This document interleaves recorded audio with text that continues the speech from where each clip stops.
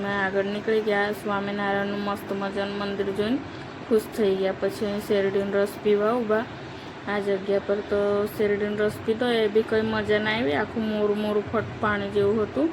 એટલે અડધા રસ્તે સિકંજી દેખાય એટલે અમે સિકંજી પીવા ઊભા રહ્યા.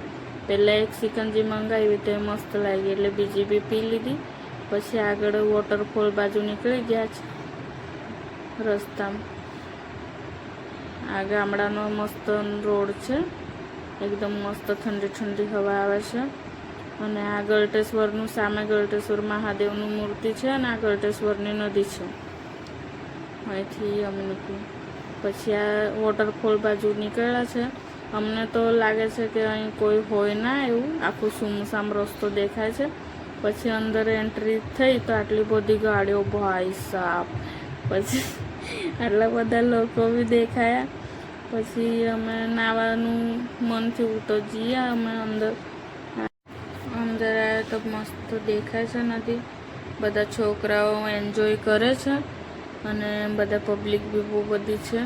એટલે માછલીઓ તો ટેવાઈ ગઈ લાગે, એટલે અમારથી બીતી હોય નહીં. મારા હસબન્ડ અને મેં એન્જોય કર્યું. અમે નદીથી નાહીને પછી અંકલેશ્વર જવા નીકળીશું. અને અહીં અમે 8 વાગ્યાના આવ્યા હતા, એટલે સવારે ઘરે જતાં જતાં અમને વાગી ગયા છે 6.